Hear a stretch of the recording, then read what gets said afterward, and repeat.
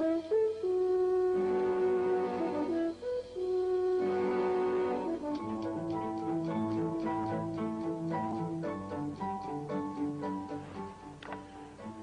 in 1956, I wrote and recorded something we called The Strangest Secret.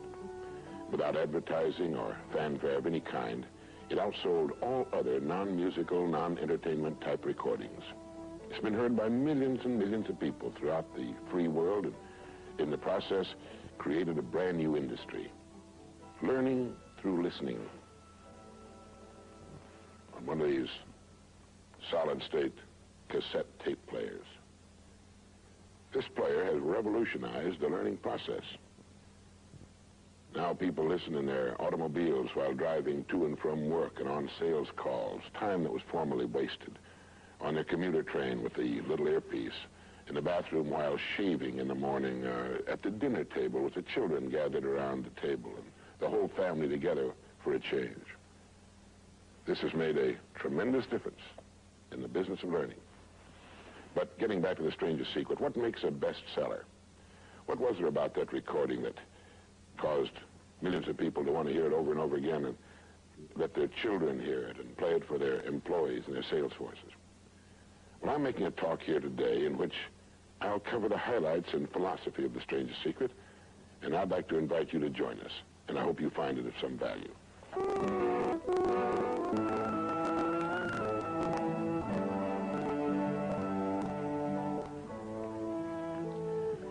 I want to tell you the most interesting story in the world. Why a person becomes the person he becomes. Why a little boy or a little girl grows up to be the kind of person he or she becomes. Now, the estimates by the experts in this field are that most of us are using somewhere around 5% of our real potential. Some experts say as little as 1%. It means that we're only giving about 5% of ourselves to what we're doing, to our days, our work, our families, everyone we know, our entire environment. But it also means that we're only experiencing 5% of the fun, 5% of the joy, 5% of the rewards we could be knowing, or less. All the experts are agreed that in each of us, there are deep reservoirs of ability, even genius, that we habitually fail to use. Why? We know that most people desire by nature to succeed. But what is success? What is this word that has become so famous in the world? What does it mean? Most people don't know what success is all about. And since they don't know what it's about, they really don't know where to look for it.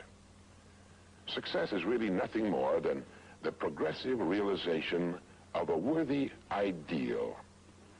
This means that any person who knows what he's doing and where he's going is a success. Any person with a goal toward which he's working is a successful person. This means that the boy in high school who's working toward a diploma, or the boy in college toward a degree, is just as successful as any human being on earth, because he knows what he's doing, why he's getting up in the morning, and where he's going. But conversely, if a person doesn't know what he's working toward, what it is he wants, doesn't have a goal toward which he's working, then he must, at least by this definition, be called unsuccessful.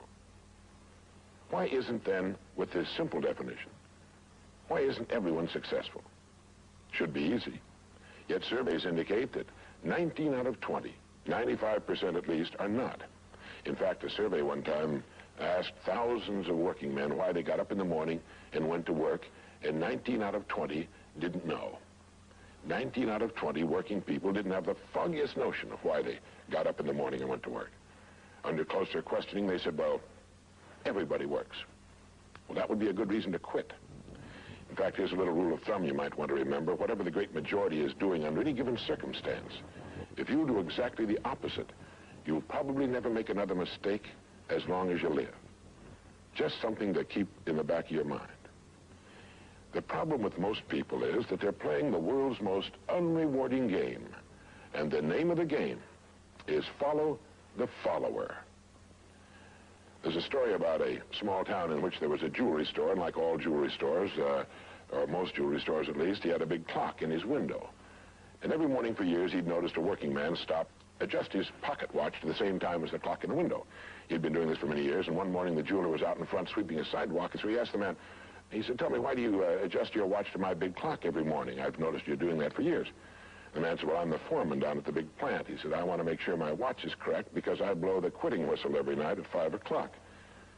The jeweler looked at him rather strangely for a minute, and he said, well, that's funny." He said, "I've been setting that big clock in the window by that quitting whistle all these years." A very logical thing, but they could have been off 6 months. It was a case of a person just going along with what he thought to be correct without checking his references.